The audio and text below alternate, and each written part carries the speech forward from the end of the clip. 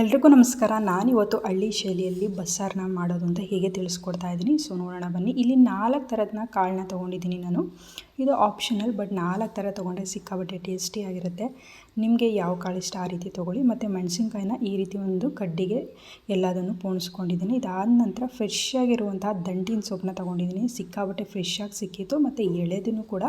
So ಇದನ್ನು ಹಾಕ್ಕೊಂಡು ಇವತ್ತು ಬಸ್ಸಾರನ್ನ ಯಾವ ರೀತಿ ಮಾಡೋದು ಅಂತ ನೋಡೋಣ. ಇಲ್ಲಿ ನಾನು ಕಾಳನ್ನ ಹುರುಳಿಕಾಳು, ತೊಗರಿಬೇಳೆ ಮತ್ತು ಒಣಗಿರುವಂತಹ ಅವರೆಕಾಳನ್ನ ತೊಗೊಂಡಿದ್ದೀನಿ. ಸೊ ನಿಮಗೆ ಯಾವ ಕಾಳು ಇಷ್ಟ ಅದನ್ನು ತೊಗೊಳ್ಳಿ. ಒಣಗಿರುವಂತಹ ಅವರೆಕಾಳು ಸ್ವಲ್ಪ ಟೇಸ್ಟ್ ಜಾಸ್ತಿ ಕೊಟ್ಟಿರುತ್ತೆ. ಮೊಳಕೆ ಕಟ್ಟಿರುವಂತಹ ಹುರುಳಿಕಾಳನ್ನ ತೊಗೊಂಡಿದ್ದೀನಿ. ಇದಾದ ನಂತರ ಒಂದು ಕುಕ್ಕರ್ನ ತೊಗೊಂಡು ಈ ರೀತಿ ಎಷ್ಟು ಸಾಂಬಾರು ಬೇಕು ನಮಗೆ ಇದರಲ್ಲಿ ಬರುವಂತಹ ಒಂದು ಏನು ಸಪ್ಪೆ ರಸ ಇರುತ್ತೆ ಅದರಿಂದ ನಾವು ಸಾಂಬಾರು ಮಾಡ್ಕೋಬೇಕಾಗುತ್ತೆ. ಸೊ 2 ದೊಡ್ಡ ಗ್ಲಾಸಲ್ಲಿ ನೀರನ್ನ ತೊಗೊಂಡು ಈ ರೀತಿ ಕಾಳುಗಳನ್ನೆಲ್ಲ ವಾಶ್ ಮಾಡಿ ಇಟ್ಕೊಂಡಿದ್ದೀನಿ. ಇವಾಗ ಮಸಾಲೆಗೆ ಏನು ಬೇಕು ಅಂದರೆ ಖಾರಕ್ಕೆ ಏನು ಬೇಕು ಅಂತ ನೋಡೋಣ. ಚಿಕ್ಕದಾಗಿರುವಂತಹ 2 ಬೆಳ್ಳುಳ್ಳಿ, ಇವಾಗ ತೋರಿಸ್ತಾ ಇರುವಂತಹ ಈರುಳ್ಳಿ ಸಾಂಬಾರಿಗೆ ಬೇಕಾಗುತ್ತೆ. ಮತ್ತು ಇವಾಗ ತೋರಿಸ್ತಾ ಇರುವಂತಹ ಈರುಳ್ಳಿ ಸೊಪ್ಪಿಗೆ ಏನೊಂದು ಒಗ್ಗರಣೆ ಮಾಡ್ಕೋಬೇಕಲ್ವ, ಅದಕ್ಕೆ ಬೇಕಾಗುತ್ತೆ. ಸೊ ಇವಾಗ ನೋಡೋಣ ಬನ್ನಿ. ಇವಾಗ ನಾನು ಕುಕ್ಕರ್ ತೊಗೊಂಡಿದ್ದೀನಲ್ಲ, ಈ ನೀರು ಈ ರೀತಿ ಚೆನ್ನಾಗಿ ಕುದ್ದಾದಮೇಲೆ ನಾವು ಏನು ತೊಳೆದಿಟ್ಕೊಂಡಿರುವಂತಹ ಕಾಳುಗಳನ್ನ ಇದಕ್ಕೆ ಸೇರಿಸ್ಕೋಬೇಕಾಗುತ್ತೆ. ಸೊ ನೀರು ಕುದ್ದಾದಮೇಲೆ ನಾವು ಕಾಳನ್ನ ಸೇರಿಸ್ಕೊಂಡ್ರೆ ಬೇಗ ಬೇಯುತ್ತೆ. ಸೊಪ್ಪನ್ನು ಜಾಸ್ತಿ ಬೇಯಿಸೋದು ಬೇಡ. ಸೊ ಒಂದು 20% ಮುಂಚೆನೇ ಕಾಳನ್ನ ಹೀಗೆ ಬೇಯಿಸಿಟ್ಕೊಂಡ್ರೆ ಅದಾದ ನಂತರ ನಾವು ಅದನ್ನು ಸೊಪ್ಪನ್ನು ಸೇರಿಸ್ಕೊಂಡು ಒಂದು ವಿಷಲ್ನ ಬರೆಸ್ಕೊಂಡ್ರೆ ಸಾಕಾಗುತ್ತೆ. ಸೊ ನೋಡ್ತಾ ಇದ್ದೀರಲ್ಲ, ಈ ರೀತಿ ಕುದಿ ಬರ್ತಾ ಇದೆ. ಹೀಗೆ ಕುದಿ ಬರೋ ತನಕ ಅದನ್ನು ಕುದಿ ಬರೆಸ್ಕೊಂಡು ಇದಾದ ನಂತರ ಅದಕ್ಕೆ ಸೊಪ್ಪನ್ನು ತೊಳೆದಿಟ್ಕೊಂಡು ಚೆನ್ನಾಗಿ ಸೇರಿಸ್ಕೋಬೇಕಾಗುತ್ತೆ. ಮತ್ತು ಸ್ವಲ್ಪ ದಪ್ಪದಾಗಿಯೇ ನಾನು ಕಟ್ ಮಾಡ್ಕೊಂಡಿದ್ದೀನಿ. ಏನು ಸಣ್ಣದಾಗಿ ಕಟ್ ಮಾಡೋದು ಬೇಕಾಗಿಲ್ಲ. ಸೊ ನಿಮ್ಮೆಲ್ಲರಿಗೂ ಗೊತ್ತೇ ಇದೆ. ಸೊ ಇದನ್ನು ಇಲ್ಲಿ ನಾನು ಸೇರಿಸ್ಕೊತಾ ಇದ್ದೀನಿ. ಸೊಪ್ಪನ್ನು ಸೇರಿಸ್ಕೊಂಡು ನಾವು ಮೆಣಸಿನ್ಕಾಯಿನ ಏನೋ ಒಂದು ಕಡ್ಡಿಗೆ ಪೋಣಿಸ್ಕೊಂಡಿದ್ವಲ್ಲ ಅದನ್ನು ಇಟ್ಕೋಬೇಕಾಗುತ್ತೆ. ಈ ರೀತಿ ಮಾಡಿಕೊಂಡ್ರೆ ನಾವು ಖಾರಕ್ಕೆ ತೊಗೋಬೇಕಾದ್ರೆ ಇವಾಗ ಇದನ್ನು ಒಂದು ವಿಷಲ್ ಬರೆಸ್ಕೊಂಡು ಬೇಯಿಸ್ಕೊಳ್ಳೋಣ. ಇದಕ್ಕೆ ಬೇಕಾದರೆ ನೀವು ಇಲ್ಲಿ ಉಪ್ಪನ್ನು ಕೂಡ ಸೇರಿಸಬೇಕಾಗುತ್ತೆ. ಸೊ ಒಂದು ವಿಷಲ್ ಬರೆಸ್ಕೊಂಡ್ರೆ ಸಾಕಾಗುತ್ತೆ. ಮುಂಚೆನೇ ಸ್ವಲ್ಪ ಕಾಳು ಕೂಡ ಬೆಂದಿರುತ್ತೆ. ಇದಾದ ನಂತರ ಸೊಪ್ಪು ಬೇಯೋದಕ್ಕೆ ಜಾಸ್ತಿ ಟೈಮ್ ಏನು ಬೇಕಾಗೋದಿಲ್ಲ. ಅದಕ್ಕೋಸ್ಕರ ಇವಾಗ ಲಿಡ್ಡನ್ನು ಕ್ಲೋಸ್ ಮಾಡಿಕೊಂಡು ಒಂದು ವಿಷಲ್ ಬರೆಸ್ಕೊಳ್ಳೋಣ. ಇವಾಗ ಒಂದು ಏನು ಖಾರ ಬೇಕಲ್ವ ಅದನ್ನು ಇಲ್ಲಿ ಜೋಡಿಸ್ಕೊಳ್ಳೋಣ. ಏನೇನು ಬೇಕು ಅಂತ ನಾನು ತೊಗೊಂಡಿರುವಂತಹ ಈರುಳ್ಳಿ ಮತ್ತು ಬೆಳ್ಳುಳ್ಳಿನ ಚೆನ್ನಾಗಿ ಫ್ರೈ ಮಾಡ್ಕೊಳ್ಳೋಣ. ನಾನಿಲ್ಲಿ ಯಾವುದೇ ರೀತಿ ಆಯಿಲ್ನ ಯೂಸ್ ಮಾಡ್ತಾಯಿಲ್ಲ, ಹಂಗೇ ಫ್ರೈ ಮಾಡ್ಕೊತಾ ಇದ್ದೀನಿ. ಇದು ಫುಲ್ ಫ್ರೈ ಆಗಬೇಕು, ಆ ರೀತಿ ನಾವು ಫ್ರೈ ಮಾಡ್ಕೋಬೇಕು. ಈ ರೀತಿ ಮಾಡೋದ್ರಿಂದನೇ ಬಸ್ಸಾರು ತುಂಬ ಚೆನ್ನಾಗಿ ಟೇಸ್ಟಿಯಾಗಿ ಕೂಡ ಬರುತ್ತೆ. ಇವಾಗ ನೀವು ನೋಡ್ತಾ ಇರೋಂತಹ ಈ ಒಂದು ಅದಕ್ಕೆ ನೀವು ಚೆನ್ನಾಗಿ ಫ್ರೈ ಮಾಡ್ಕೊಳ್ಳಿ.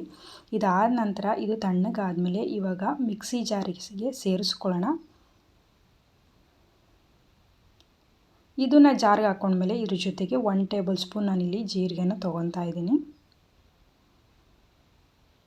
ಇದ್ರ ಜೊತೆಗೆ ಸ್ವಲ್ಪ ಇವಾಗ ಕೊತ್ತಂಬರಿ ಸೊಪ್ಪನ್ನ ಸೇರಿಸ್ಕೊಳ್ಳೋಣ. ನಾನಿವಾಗ ಮಾಡ್ತಾ ಇರೋವಂಥ ಅಳತೆ ಪ್ರಮಾಣ ಏನು 6ರಿಂದ 7 ಜನ ತಿನ್ಬೋದು. ಚಿಕ್ಕದಾಗಿರುವಂತಹ ನಿಂಬೆಹಣ್ಣು ಗಾತ್ರದಷ್ಟು ಹುಣಸೆಹಣ್ಣ ತೊಗೊಂಡಿದ್ದೀನಿ. ಜಾಸ್ತಿ ತೊಗೋಬೇಡಿ, ಇಷ್ಟು ಪ್ರಮಾಣದಲ್ಲಿ ತೊಗೊಂಡ್ರೆ ಚೆನ್ನಾಗಿರುತ್ತೆ. ಇದ್ರ ಜೊತೆಗೆ 2ರಿಂದ 2.5 ಟೇಬಲ್ ಸ್ಪೂನ್ ಫ್ರೆಶ್ ಆಗಿರುವಂಥ ತೆಂಗಿನ ತುರಿ, ಅದ್ರ ಜೊತೆಗೆ ಬೇಯಿಸಿಟ್ಕೊಂಡಿರುವಂತಹ ಹಸಿರು ಮೆಣಸಿನ್ಕಾಯಿನ ಇಲ್ಲಿ ನಾವು ಸೇರಿಸ್ಕೊಳ್ಳೋಣ. ನಿಮಗೆ ಖಾರ ಜಾಸ್ತಿ ಬೇಕು ಅಂದರೆ ನಿಮಗೆ ಖಾರ ಎಷ್ಟು ತಿಂತೀರಾ ಅದಕ್ಕನುಸಾರವಾಗಿ ಖಾರನ ಸೇರಿಸ್ಕೊತಾ ಹೋಗ್ಬೋದು. ಮತ್ತು ಇದಾದ ನಂತರ ನಾವು ಸೊಪ್ಪು ಬರೆಸ್ಕೊಂಡು ಒಂದು ವಿಷಲ್ ತೊಗೊಂಡಿದ್ವಲ್ಲ, ಈ ಒಂದು ಸೊಪ್ಪಲ್ಲಿರುವಂತಹ ಕಾಳುಗಳನ್ನ ಮಾತ್ರ ತೊಗೊಂಡು ಆ ಒಂದು ಜಾರಿಗೆ ಸೇರಿಸ್ಕೊಳ್ಳೋಣ. ಸ್ವಲ್ಪ ಬಿಸಿ ಇರುತ್ತಲ್ವ, ಸೊ ಒಂದು ಪ್ಲೇಟಿಗೆ ತೊಗೊಂಡು ಆ ಒಂದು ಖಾರನ ಸೇರಿಸ್ಕೊಂಡು ಸ್ವಲ್ಪ ತಣ್ಣಗಾದಮೇಲೆ ಅದನ್ನು ಗ್ರೈಂಡ್ ಮಾಡ್ಕೊಳ್ಳೋಣ.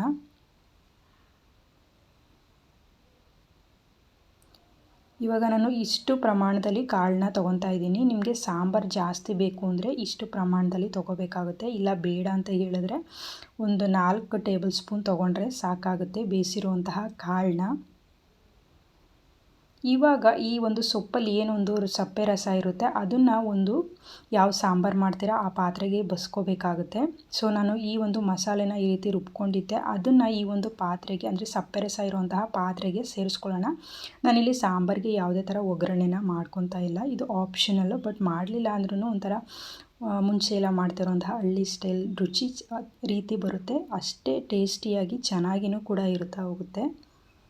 ಸೊ ಸಪ್ಪೆ ರಸಗೆ ಸೇರಿಸ್ಕೊಂಡು ನಿಮ್ಗೆ ಎಷ್ಟು ನೀರು ಬೇಕೋ ಅಷ್ಟು ಸೇರಿಸ್ಕೋಬೇಕಾಗುತ್ತೆ. ಇಲ್ಲಿ ಇನ್ನೂ ತೆಳುಗೆ ಬೇಕು ಅಂತ ಹೇಳಿದ್ರೆ ಸಪ್ಪೆ ರಸದಲ್ಲಿ ನೀರಿರೋದ್ರಿಂದ ಅಷ್ಟೇ ಸಪ್ಪೆ ರಸ ಸಾಕಾಗ್ತಾ ಹೋಗುತ್ತೆ. ಇವಾಗ ನಾನಿಲ್ಲಿ ಕಾಳನ್ನು ಮತ್ತು ಸೊಪ್ಪನ್ನು ಒಗ್ಗರಣೆ ಮಾಡ್ಕೊತಾ ಇದ್ದೀನಿ.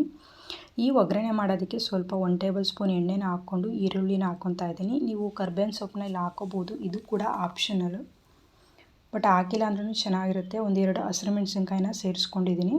ಇದೆಲ್ಲದನ್ನು ನಾರ್ಮಲ್ ನೀವು ಯಾವ ರೀತಿ ಪಲ್ಯ ಮಾಡ್ತೀರಾ ಅದೇ ರೀತಿಯೇ ಪಲ್ಯ ಮಾಡಿಕೊಂಡು ಕಾಯಿನ ಕೂಡ ಸೇರಿಸ್ಕೊಂಡು ಆಯಿಲಲ್ಲಿ ಚೆನ್ನಾಗಿ ಫ್ರೈ ಮಾಡ್ಕೊತಾ ಇದ್ದೀನಿ. ಇದಾದ ನಂತರ ಏನು ಒಂದು ಬಸ್ತಿದ್ವಲ್ಲ ನಾವು ಸೊಪ್ಪು ಮತ್ತು ಕಾಳನ್ನು, ಇದನ್ನು ಇಲ್ಲಿ ಸೇರಿಸ್ಕೊಳ್ಬೇಕಾಗುತ್ತೆ.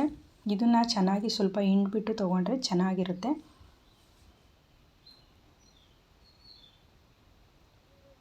ಸೊ ನಾನಿಲ್ಲಿ ಇದನ್ನು ಸೇರಿಸ್ಕೊಂಡು ಸ್ವಲ್ಪ ಚೆನ್ನಾಗಿ ಫ್ರೈ ಮಾಡ್ಕೊತಾ ಇದ್ದೀನಿ. ಸೊ ಆವಾಗಲೇ ಒಂದು ತಪ್ಪಲಿಗೆ ಸೇರಿಸ್ಕೊಂಡಿದ್ದೀನಲ್ವ ಖಾರ, ಈ ಒಂದು ಬಸ್ಸಾರನ್ನ ತುಂಬ ಚೆನ್ನಾಗಿ ಕುದಿಸ್ಕೋಬೇಕಾಗುತ್ತೆ. ಸೊ ನೋಡ್ತಿದ್ದೀರಲ್ಲ ಈ ರೀತಿ ಟೇಸ್ಟು ತುಂಬಾ ಚೆನ್ನಾಗಿರುತ್ತೆ. ಒಮ್ಮೆ ಟ್ರೈ ಮಾಡಿ ನೋಡಿ. ಇದ್ರ ಜೊತೆಗೆ ಸ್ವಲ್ಪ ಮುದ್ದೆನೂ ಕೂಡ ಮಾಡ್ಕೊಂಡಿದ್ದೆ ನಾನು, ತುಂಬ ಚೆನ್ನಾಗಿರುತ್ತೆ ಬಸ್ಸಾರಿಗೆ. ಸೊ ಈ ವಿಡಿಯೋ ಇಷ್ಟ ಆದರೆ ಲೈಕ್ ಮಾಡಿ, ಶೇರ್ ಮಾಡಿ, ಕಮೆಂಟ್ ಮಾಡಿ, ಹಾಗೆ ಸಬ್ಸ್ಕ್ರೈಬ್ ಮಾಡಿ.